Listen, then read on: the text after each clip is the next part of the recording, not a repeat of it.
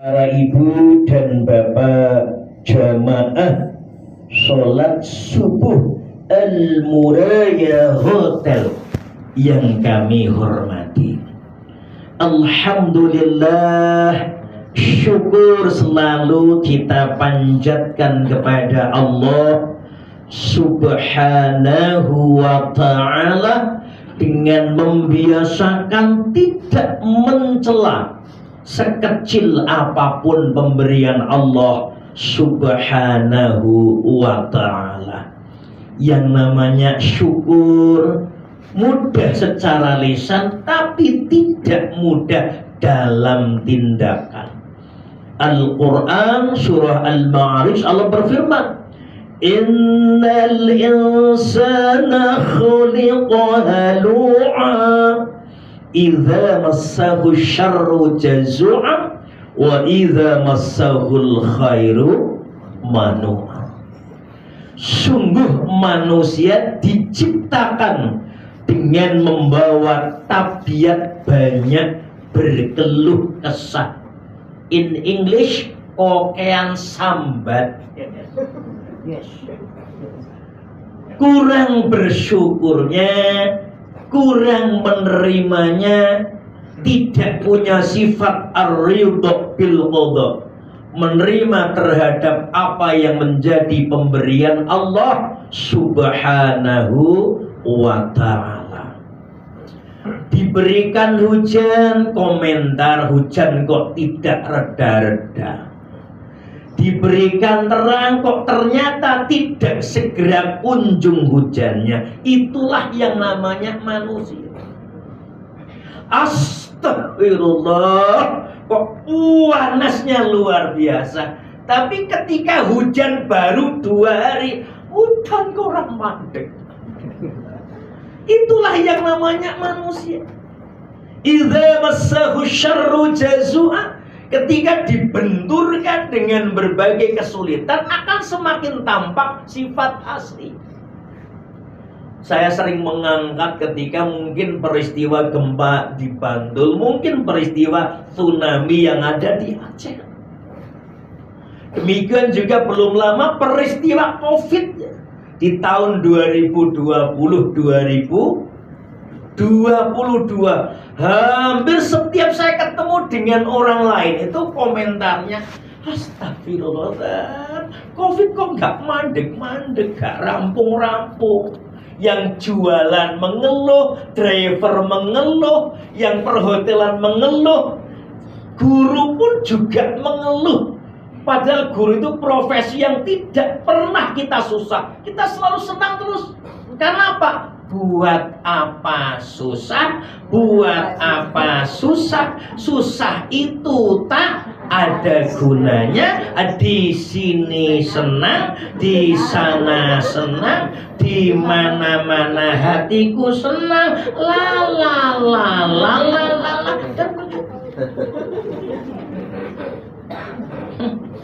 Hanya satu penjual waktu itu, saya pernah di pasar Giwangan, yang saya tanya, Simba, bagaimana Mbak pengaruhnya dari COVID? Alhamdulillah, nah Ustaz. Kalau yang lain-lain itu banyak berkomentar, banyak berkeluh kesah. Kalau saya syukuri saja. Alhamdulillah setelah ada COVID, malah dagangan saya semakin laris. Loh kok bisa? Karena yang saya jual itu adalah empon-empon. Empon-empon itu adalah bagian rempah-rempah yang bisa menangkal adanya COVID. Ya semoga saja Ustaz, nanti dagangan saya semakin laris. Artinya semakin lama itu COVID. Saya tidak mengamini. Itu hanya menggambarkan begitu sedikitnya orang yang bisa bersyukur atas pemberian Allah Subhanahu wa ta'ala. Sampai para ustadz yang biasa memberikan motivasi pun juga komentar, pengajiannya berhenti 2 tahun paceklik, tidak ada penghasilan tambah. Ustadz juga begitu. Ternyata termasuk saya di dalam. Itu yang terjadi. Wa idza massahul khairu manua, tapi ketika Allah berikan berbagai kemudahan juga tampak aslinya. Apa aslinya? Menungsa itu kikir, polite. Ya. Masa ketika diberikan sempit infak 2.000, diberikan longgar pun tetap tidak ada peningkatan. 2.000 rupiah itu menjadi uang idola untuk kita. Astagfirullah. Usut punya usut, ternyata guru-guru dari Aceh. Astagfirullah. Insya Allah hadirnya kita di sini juga menjadi bagian rasa syukur. Karena kita kalau semuanya dasarnya syukur, insya Allah yang berat itu menjadi terasa ringan, tidak ada beban. Betul? Mau berangkat ke Banda Aceh, ya Allah, kok jauh berangkat, tidak berangkat, tidak berangkat, tidak berangkat, tidak berangkat. Tapi kalau kita dasarnya syukur, sesuatu yang berat menjadi ringan. Kita masih mendengar suaranya Rhoma Irama kan? Gitu. Gunung tinggi akan ku daki, lautan aku seberangi, aku tak peduli.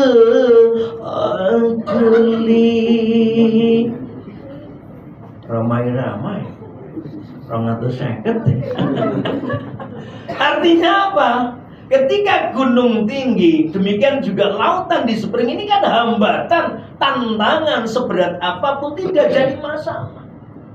Tapi ketika kita hanya berangkat saja, masih berbagai alasan. Kenapa? Belum tahu ternyata dahsyatnya ketika kita mengikuti program BIMTEK ini. Satu Pak, banyak saudaranya.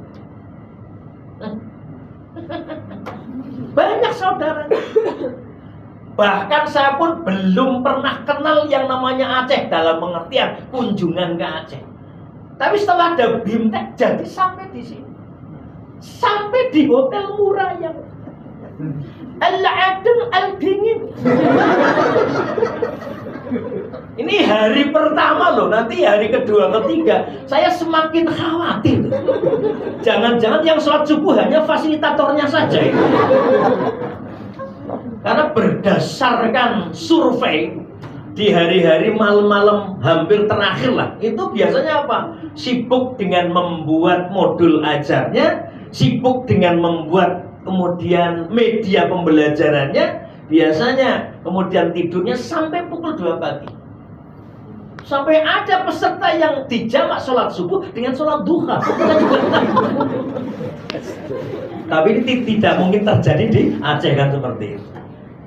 Ibu dan Bapak yang kami hormati, semoga salawat dan salam senantiasa terlimpah kepada baginda Rasulullah Muhammad Sallallahu Alaihi Wasallam, pada keluarga besar beliau, para sahabat, dan insya Allah tentunya kepada kita semuanya. Amin ya Rabbal Alamin. Ibu dan Bapak, ada 2 surat unggulan dalam Muhammadiyah. Yang pertama adalah surah Al-Asr, yang kedua adalah surah Al-Ma'un, yang melahirkan begitu banyak amal usaha Muhammadiyah. Yang Kiai Haji Ahmad Dahlan tidak sebatas penyampaian biasa-biasa. Surah Al-Ma'un itu yang saya baca dalam literasi tertentu, itu sampai 3 bulan diajarkan kepada para santrinya. Dan itu beruntut. Setiap pertemuan temanya Al-Ma'un, pertemuan Al-Ma'un, sampai 3 bulan Al-Ma'un terus. Sampai salah satu santrinya, Mas Suja, itu menyampaikan, Kiai, apa tidak ada surat yang lain? Al-Ma'un terus. Sampai-sampai setiap kali mau ngaji, nanti mesti Al-Ma'un lagi. Al-Ma'un lagi. Ternyata disampaikan Al-Ma'un lagi, komentar, loh tenang tuh Al-Ma'un lagi. Terus begitu. Ditanya lagi, Ustadz, Bu, materi yang lain begitu. Materi yang lain. Kemudian Kiai Haji Ahmad Dahlan tidak serta-merta, apa kamu sudah hafal? Hafal Ustadz. Faham Ustaz. Masalahnya sudah diaplikasikan atau belum? Ini yang namanya pembelajaran mendalam. Jadi bukan kok udah lahir sekarang. Dari Ahmad Dahlan sudah. Di santri-santrinya itu bukan sebatas hafal Al-Maun, bukan sebatas tahu tafsirnya Al-Maun, bukan sebatas tahfidz Al-Maun, tapi apakah sudah menjalankan surah Al-Maun. Lahirlah kemudian panti asuhan, lahirlah kemudian rumah sakit, lahirlah kemudian panti jompo dan lain sebagainya. Ini adalah lahirnya dari surah Al-Maun. Kita sama ketika kita kemudian menjadi seorang guru hanya sebatas tataran kognisi, ya. Maka yang terjadi apa? Kognisinya tercapai, tapi perubahan tingkah lakunya tidak ada. Yang kecil saja kemudian, yang kecil saja. Kita membiasakan salam, kata Rasul, idza laqitahu fasallim alaihi.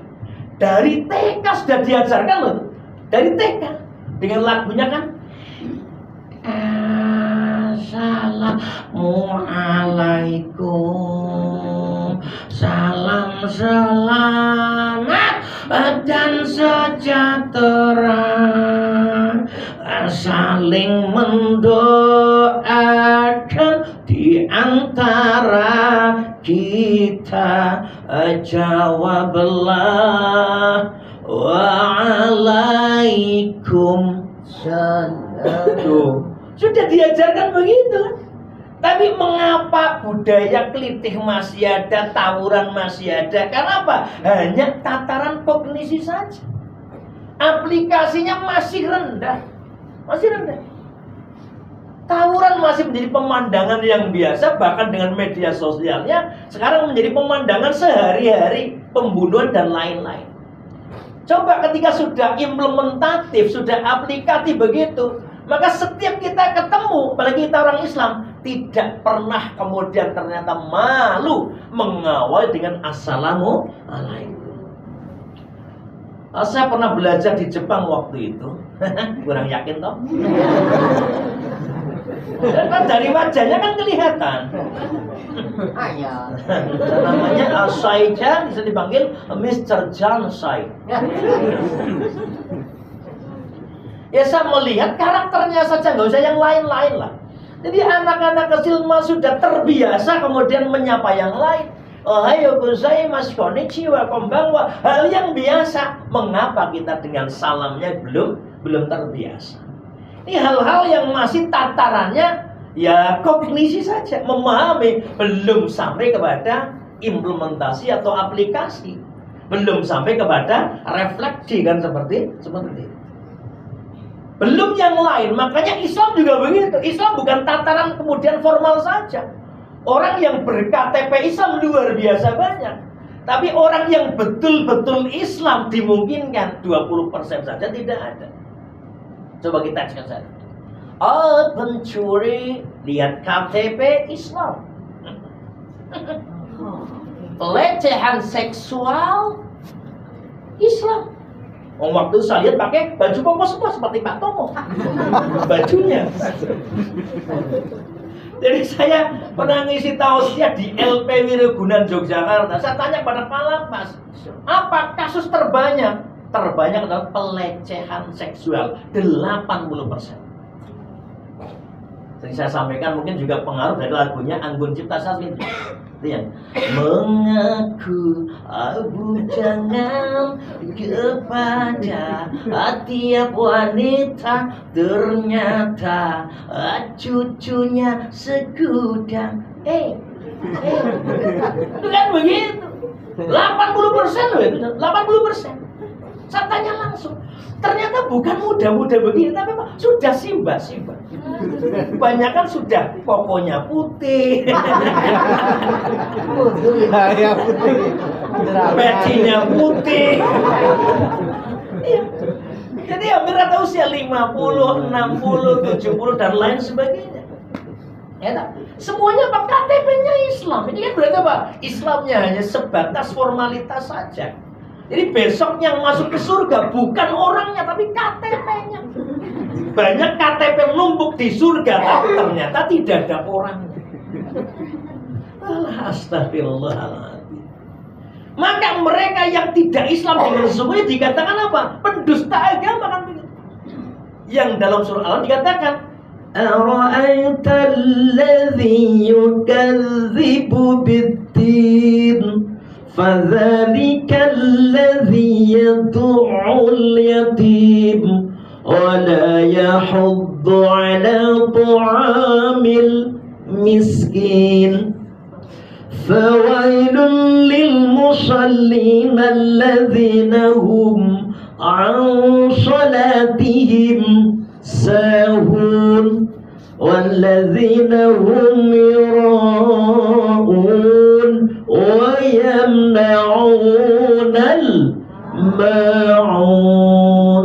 Dikatakan pendusta agama, KTP-nya kemudian Islam, tapi implementasi di lapangan tidak mengedepankan orang Islam. Siapa mereka pendusta agama? Yang mereka kemudian suka menghardik anak yatim. Maka Muhammadiyah lahir begitu banyak panti asuhan. Ya termasuk saya kecil-kecilan punya panti asuhan. Kalau Pak Agus Suroyo punya pantai Krakal, kemudian pantai apa lagi Pak? Baron, Kukup gitu. Saya punya panti asuhan amanah warahmah lil umat. Saya bismillah untuk apa? Untuk menggerakkan anak-anak yatim biar juga terpelihara dengan baik. Lahirlah banyak panti asuhan. Saya bismillah ya Allah, niatnya untuk memelihara anak yatim. Anak-anak bisa bangun panti asuhan, menghabiskan dana ya lumayan 1,5 miliar lebih. Jadi ya cukup megah kan seperti itu biar apa? Menggembirakan mereka. Cuma godaannya adalah karena banyak yang meninggal itu suaminya, bukan istrinya. Banyak ternyata janda-janda muda yang kadang-kadang ketua panti asuhannya banyak tergoda. Allah. Ini kalau semakin mendekati saya khawatir bayangan istri saya si Mama Suryanti bisa bablas karena sudah ada pengurus yang juga dapat salah satu orang tua dari anak yatim. Ini kebanyakan meninggalnya pas Covid. Dan yang meninggal itu bapaknya. Jadi pas masuk ke panti bawa anak sambil nyusoni, sambil nangis.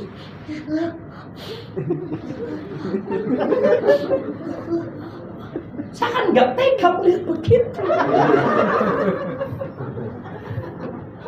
Rasa bayang-bayang.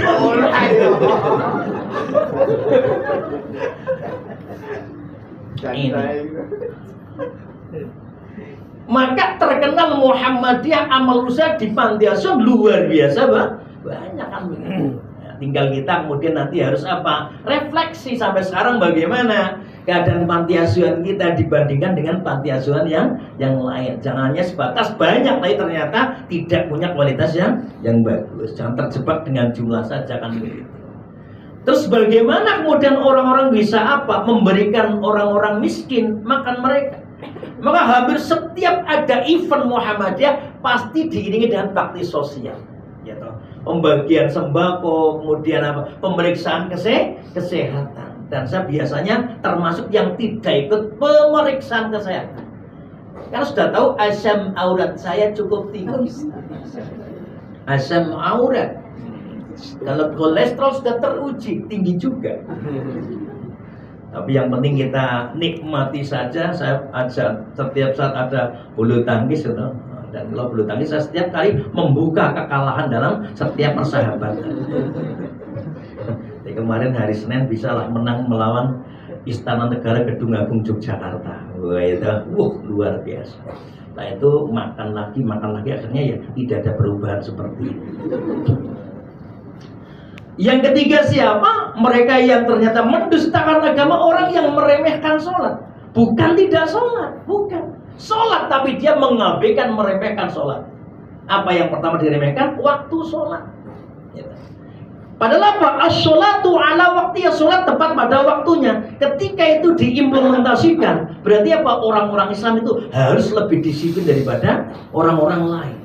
Tapi mengapa kadang Indonesia yang luar biasa orang Islamnya, sepak bola saja harus kemudian mengimpor dari negara lain. Sementara kita cukup banyak kader-kader pemain sepak bola yang luar biasa. Terus terang Pak, saya melihat kemudian tim Indonesia tidak tertarik sama sekali. Terus terang saya. Kenapa? Wajahnya bukan wajah orang-orang Indonesia. Sudah orang-orang luar negeri. Menang saya juga nggak bangga karena bukan orang-orang kita gitu. Apalagi kalah. Kita tahulah coba. Dengan Jepang itu 6-0. Itu saya belum main waktu itu. Terus saya bisa 10-0. Loh, karena apa? Kalau kita lihat Jepang itu disiplin luar biasa. Bahkan secara fasilitas setiap sekolah di Jepang itu untuk olahraga outdoor dan indoor semuanya siap. Jadi kecil sudah dibina luar biasa. Silakan diajak. Apa Jepang yang tidak maju olahraganya? Cek saja. Bulu tangkisnya maju. Gitu. Sepak bola maju, bola voli juga maju, ya seperti itu. Nah, ini kan didisiplin sebetulnya. Ketika kita disiplin betul, maka pada saatnya, insya Allah Indonesia bisa di atas negara Jepang dan Korea Selatan. Amin ya robbal. Kita harus bangga punya Menteri Pendidikan Nasional. Lihat aja Muhammad Nuh. Rambutnya persis sama-sama putihnya. Assalamualaikum. Ini adalah mantan calon presiden Ganjar Pranowo.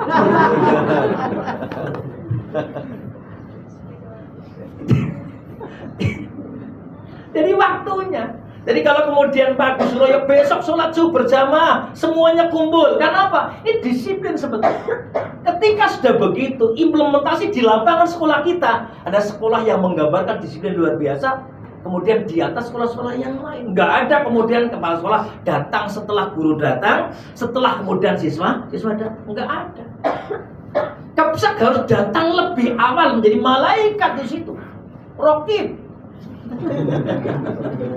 Mencatat, melihat terhadap apa? Guru dan juga siswa yang datang. Jadi saya terbiasa kalau pagi jam 6 kurang dari depan sekolah.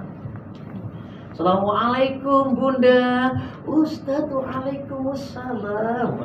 Anaknya turun, kami aku loh anak-anak kelas 1 kan. Anak solehah, soleh begitu. Mengapa saya rangkul itu Bapak Muji? Supaya naksir mamanya. Karena saya tidak mungkin merangkul mamanya, betul. Dan kalau sudah siswa kelas 1 kan ibunya masih muda-muda. Ustaz, Bunda. Allah ya Rabbi. Ini dari disiplin. Maka sekolah-sekolah yang disiplin, lihat, mohon maaf saja, Pak Suroyo dengan mujahidinnya itu ya, kemudian Pak Tomo dengan sekolah SD plusnya, SMP plusnya, kemudian sekarang muncul SMA, Ahmad Dahlan ya, Ahmad Dahlannya, kemudian Pak Puji, kemudian Pak Pamuji dan semuanya lah itu. Sekolahnya semuanya itu siswanya bukan sebatas Pak Aris itu sekolahnya SMA-nya ya ribuan, kemudian Gemolong juga 1000 berapa? 1032 siswa. Tidaklah kemudian seketika kemudian sebanyak itu siswanya. Tapi Pak, proses disiplin yang dibangun luar biasa melahirkan sekolah-sekolah hebat seperti ini. Insya Allah nanti di Aceh akan bermunculan lah sekolah-sekolah hebat ya. Siswanya 2.500, yang 500 sekolah, yang 2.000 di luar. Kan luar biasa. Saya tuh kemudian berpikir seperti Padang. Padang kan juga ibu kotanya Muhammadiyah. Kita juga cukup merindukan ya, merindukan kemudian di Padang juga muncul banyak sekolah-sekolah besar kan seperti itu. Kemudian apa? Oh, yang difoto yang ibu-ibu, saya nggak difoto ya. Silahkan.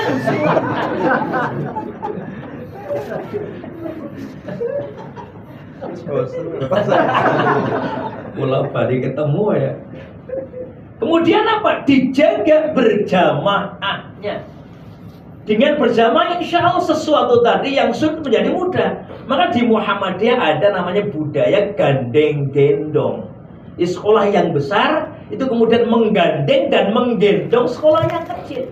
Jangan sampai yang besar kemudian merasa besar tanpa punya kecerdasan sosial kepada sekolah-sekolah yang kecil. Saya setiap saat sama teman-teman di Jogja, jadi ada 36 sekolah SD. Saya bilang, Ketika kita mau rihlah atau kita mau studi tiru ke luar negeri, wajib semua sekolah itu ikut. Bahkan sekolah yang siswanya kurang dari 100 itu ikut. Bagaimana caranya? Yang besar harus membiayai sekolah yang kecil. Akhirnya kemanapun kami akan gandeng mereka, akan gandeng dan gendong mereka. Jadi kita saling menguatkan, jangan sampai jalan masing-masing, kan begitu. Demikian juga khusyuk dijaga. Yang terakhir, yang keempat berarti apa? Alladzina hum yura'un. Kita juga harus menjaga keikhlasan. Karena salah satu orang yang celaka bisa dibuka dalam kitab Tabi'ul Ghafilin adalah orang-orang yang banyak kebaikannya tapi tidak bisa menjaga keikhlasannya. Ya. Ini kalau sekolah bukan karena saya, tidak mungkin maju, tidak mungkin maju. Ini kan seolah-olah kemudian sekolah maju karena kita. Yang terjadi kan apa? Kolaborasi, kebersamaan, saling menguatkan di antara kita. Apa artinya kita sebetulnya? Kalau seorang diri, nggak ada artinya sama sekali. Saya sering katakan ketika ada seorang penjaga tidak masuk sehari saja, saya sudah pincang jalannya ya. Kemudian harus ngatur sedemikian rupa. Ketika cleaning service tidak datang satu saja, kita sudah bingung. Artinya apa? Kita sebuah sistem yang semuanya adalah menjadi bagian yang penting. Tidak ada yang tidak penting sama sekali. Dan yang terakhir, mereka orang-orang yang kemudian mendustakan agama, ya enggan membantu dengan barang-barang yang berguna. Jadi sering-sering diantara kita yang kita bagikan tuh wal akhiratu, yang akhir-akhir punya buah ya, kemudian buah yang tinggal 1-2 aja yang kita berikan. Saya coba itu di kampung saya punya pohon rambutan. Silahkan kampung saya, kita lewat tempat saya, ambil rambutan. Silahkan. Tidak ada yang mau ngambil. Karena apa? Lebih banyak semutnya daripada rambutan. Silahkan pokoknya, saya serahkan semuanya. Akhirnya apa? Tidak ada yang mau ngambil karena banyak semutnya. Ada pemborong buah-buahan datang ke rumah. Saya borongnya, kata istri saya, si Mama Suryanti. Ya silahkan saja, boleh-boleh saja, silahkan. Nggak usah beli Pak, silahkan diborong, diambil semuanya. Hanya nanti sebagian ditinggal untuk warga sekitar. Semuanya silahkan, kemudian kelebihannya dibawa oleh pemborong tadi. Pemborongnya senang karena nggak bayar sama keluarga saya, dan warga juga senang. Yang terbaik kita berikanlah kepada mereka. Termasuk Muhammadiyah karena kejujurannya, kemudian pemberian orang lain yang dikenal Muhammadiyah, ternyata apa? Menjadikan orang lain walau bukan Muhammadiyah tertarik untuk kemudian mewakafkan ke Muhammadiyah. Di Semarang ada namanya Rumah Sakit Rumani kalau nggak salah ya. Kemudian juga di Demak belum lama itu mereka yang bukan warga Muhammadiyah, saya ingin wakaf di Muhammadiyah. Karena apa? Yakin betul bahwa ketika Muhammadiyah mengelola pasti akan jadi. Karena ada, saya tidak nyebut yayasannya, ada orang wakaf tanah mungkin ya, diberikan untuk bangun rumah sakit. Kenapa? Tidak ada pasiennya. Ini kan repot itu ya. Dan kita perlu bersyukur bahwa rumah sakit Muhammadiyah di Indonesia luar biasa. Bahkan di tempat-tempat yang Muhammadiyah warganya sangat-sangat limited. Contoh Kebumen. Kebumen itu adalah paling besar bukan Muhammadiyah, tapi rumah sakitnya 3. Itu kotanya cukup kecil, kabupaten kecil. 1 rumah sakit PKU Muhammadiyah Gombong. Bahkan sekarang pimpinan cabang Muhammadiyah Gombong itu jadi bupatinya. Dan anggota DPR sebagian adalah warga Muhammadiyah. Rumah sakit Seruang, rumah sakit Petanakan. Ini adalah di tempat-tempat yang minoritas Muhammadiyahnya. Itu cukup banyak amal usaha berupa rumah sakit. Kalau kita kan banyak kan, menurut saya rumah makan kan gitu ya. Kan begitu. Ya sekira begitu yang saya sampaikan pada kesempatan pagi hari ini.